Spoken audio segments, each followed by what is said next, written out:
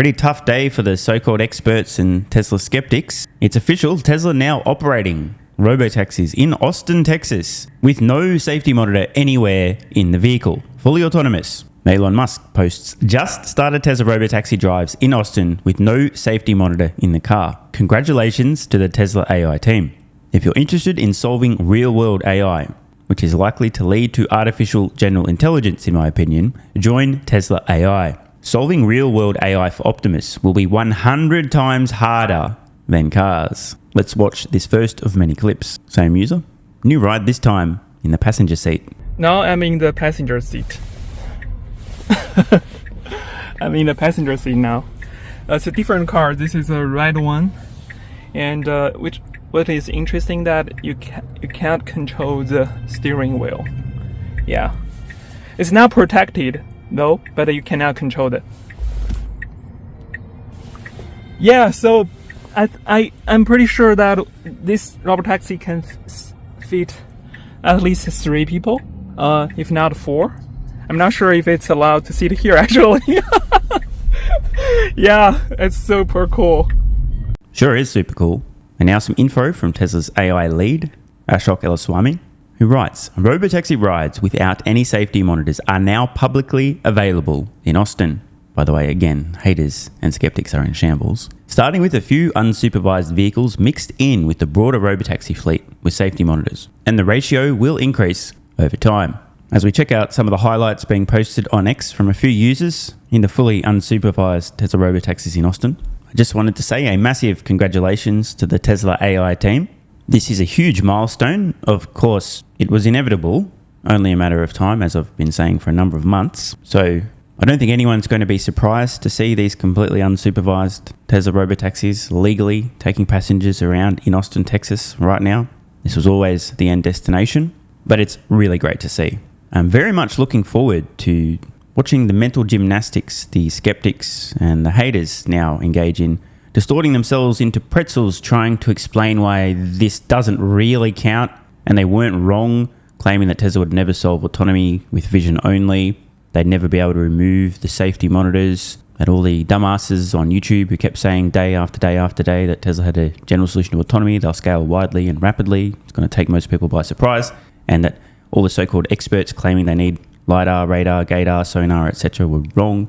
I'm really looking forward to seeing how these people now cope even harder and ignore their own lying eyes. Unless you're new around here, you've probably heard my thesis a million times. The short version is that Tesla has a massive cost advantage. No one's going to be able to touch them on cost. They have a massive scale advantage. They can produce literally millions of fully autonomous capable vehicles every year.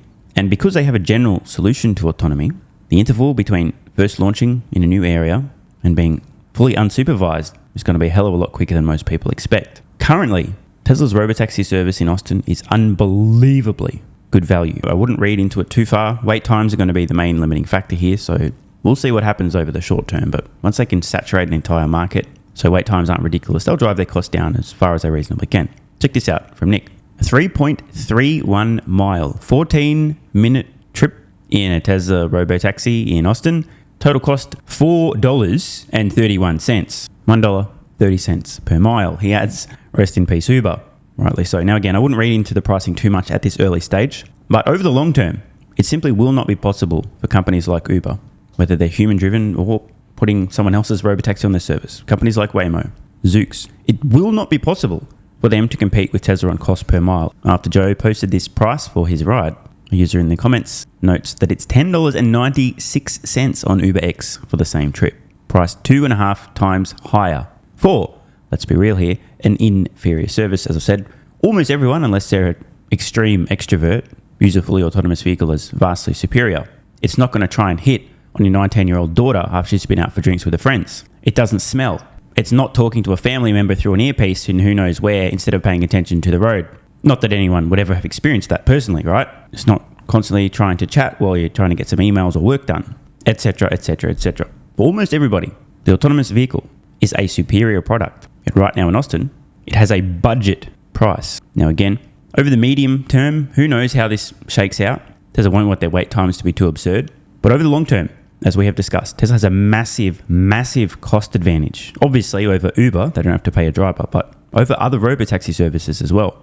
costs Waymo many times more to put one of their vehicles on roads versus a Tesla. Today, a Model Y, they're producing in the mid to low $30,000 price point. They're selling to consumers for just under $40,000 entry level, $39,990, making a profit doing so.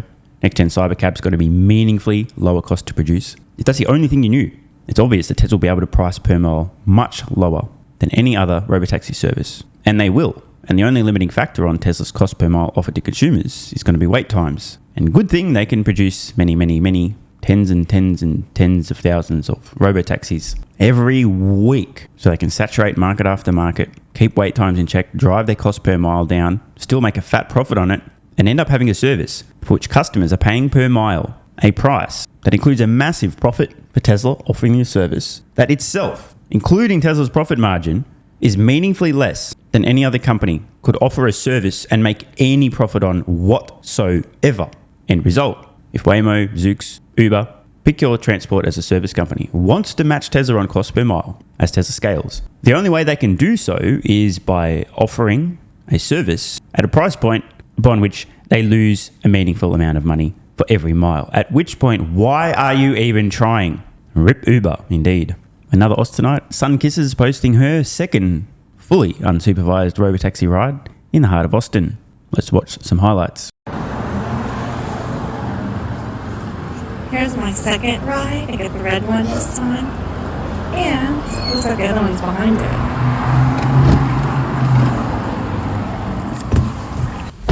Ladies and gentlemen, the future has arrived. So, after being prompted to fasten seatbelts, once done, click start ride, and off you go.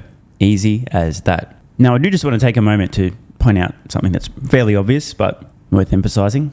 The only reason that Tesla has now started removing from, who, by the way, in case you're new here or don't watch that often, previously Tesla had someone in the front passenger seat, not behind the driver's seat, but the front passenger seat. Just in case the absolute shit hit the fan, they were there in case, but not immediately able to yank at the wheel, etc.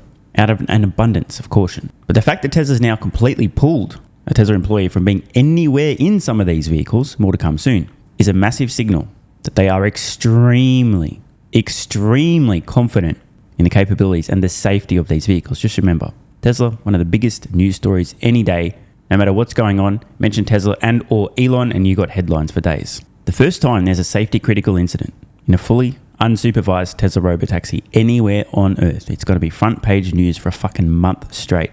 The media's going to milk it so hard it bleeds. They'll be frothing. I'm sure at this point in time, every major news network, I'm not even kidding by the way, in the United States has sent somebody to camp out in Austin, hoping, praying that they'll capture on film the first incident. Tesla knows the bad press from this will be absolutely brutal, but they do it anyway because it's going to save countless lives and offer an incredible service that previously was out of the reach financially for most people.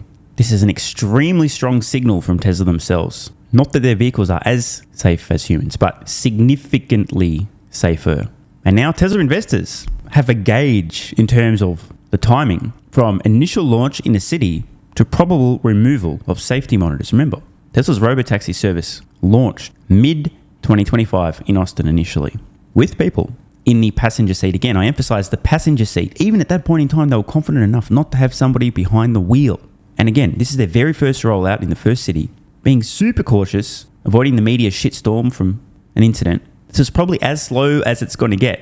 Call it about 7 months later, from launch to multiple expansions, including my personal favorite. Call it half a year later, multiple expansions, and the first removal of safety monitors. This is important because we know Tesla is applying for and preparing for launches in many other cities throughout the United States. And spoiler alert, Tesla's basic plan of attack for launching Robotaxi services in the United States will be as follows. Look at the list of the largest cities by population in the United States. Start at number 1 and work your way down. Number 1, 2, 3, 4, 5, 10, 20, 50, 100, top 200, and then beyond. Obviously, a few exceptions. Key among those, Austin, obviously, it's their home base. California, where they also have a factory, e.g. Tesla employees close by, production close by. But from there, aside from a few exceptions where cities have been very friendly to Tesla and Musk-related projects, you'll probably see a launch relatively soon somewhere in Florida, Las Vegas, Nevada, and areas that have already been quite friendly to Robotaxis in general. Tesla's going to be targeting the most populous areas in the United States. They get the biggest bang for buck, so obvious things are obvious. So we can anticipate for initial launch to removal of safety monitors, probably in that 6 month or less time frame in most of those areas, that could accelerate quite significantly as they become even more confident in the capabilities of the software. But this is very important because it can help us now project into the future. It's very likely that in the time from Tesla first launching in a new city to removing safety monitors entirely, a company like Waymo will still be busy pre-mapping in high definition before launching. Yikes. So I'm sure this comes as a great relief to some Tesla investors. I guess you might say that Tesla's really come a long way. Personally, it comes as no surprise to me. It was inevitable.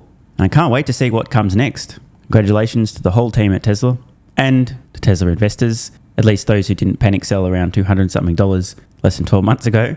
And one final note, don't fall victim to shiny object syndrome. While the launch of Tesla Robotaxis is a monumental moment in the company's history, we saw that happen about 6 months ago with somebody sitting in the passenger seat, so today's news is not really that big of a deal. It was inevitable, but it's great to see. But the thing is, while Tesla is scaling their Robotaxi service, while investors, analysts, commentators start flipping out, oh shit, vision actually does work. All the so-called experts were wrong. How could I possibly have known? And then people start nutting left, right, and center when they realize the financial implications of a rapidly and widely scaling general solution to autonomy globally. Remember, they're launching first in the US, but this is a global service. The real prize is the Optimus humanoid robot, which at scale will make Tesla's entire, fully scaled Robotaxi business look like a rounding error. I'm not kidding. Want more content? Early access? Bunch of perks? Click the links in the pinned comment. AG1 has been part of my daily health protocol for almost half a decade. It's packed full of vitamins and minerals and helps me fill in nutritional gaps while supporting energy, digestion, and immune function. It also has prebiotics and probiotics to promote gut health. I take my health very seriously, and so should you. Try AG1 today by visiting drinkag1.com/SMR or click the link in the pinned comment and enjoy a free welcome kit with vitamin D3 plus K2 and AG1 travel packs. That's drinkag1.com/SMR.